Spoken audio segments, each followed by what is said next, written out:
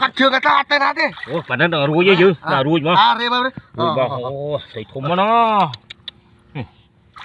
Cách đó, nó thầm máy đó. Cái mình đang thùng đi.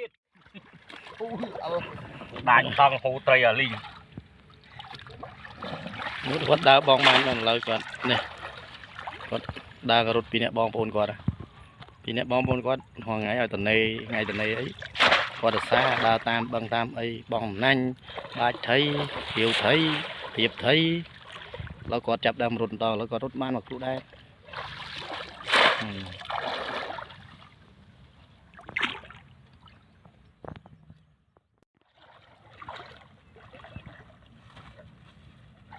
Không.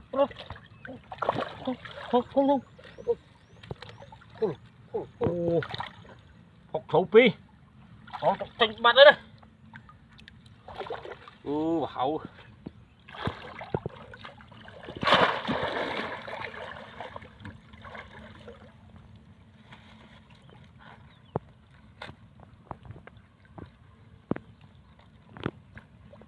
Thấy ê.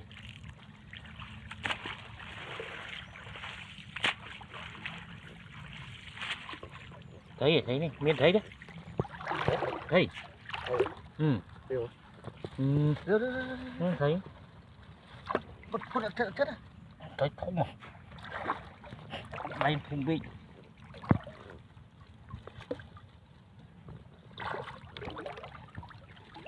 Bạch đầu ngọt đó. Thôi mà bạch đầu ngọt đi. Không biết, anh bạch ngọt. Cái bia tí đâu.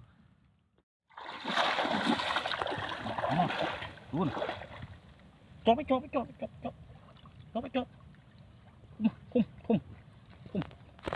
Không.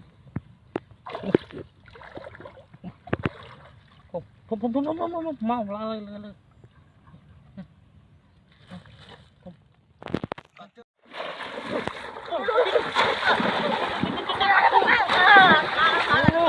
Không mau ui. Bà đó. Hết bạc. Thì lút mau là không mày. Lút mỏng. Còn xài á bọn.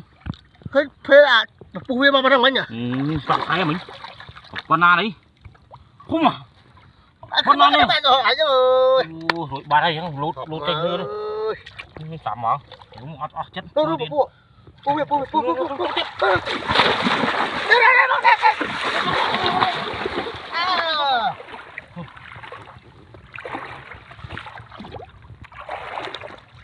Chết luôn đấy.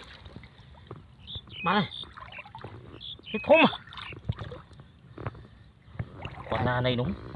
Phụ mới tớ phát tụt lưới đấy. Đây à? Đây á?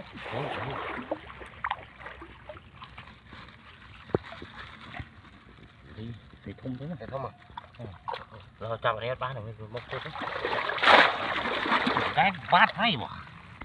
Trái lấy nó sủng vô cho gọt. Bây giờ món rồi. Ra cái. Do vật chưa thao về bát trái. Ra cả bát môi pi khỏi là tốc chi này.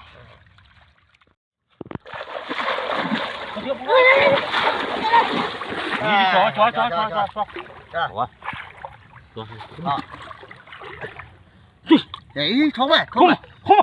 Không à?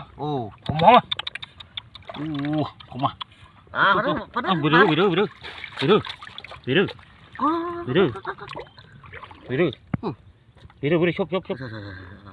Còn chua mà. Cắt chân chua với chắc. Tôi đi.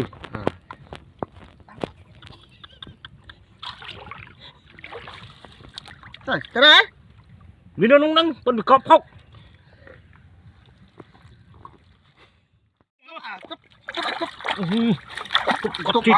Cắt chưa cái ta tay nát đi. Ủa, bản thân là ruồi chứ, là ruồi mà. À, rê bao đi. Ruồi bao, thấy thùng mà nó.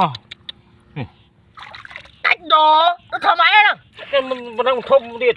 Anh đang mua mà cái lô la bông. Ai à? Ai bách mà cái lô la. Anh mà thấm mà. Ơi. Ngay đại bàn vẫn đây này. Đây là bệnh. Bệnh ra. Kìa. Tao đấy. Ngay ấy.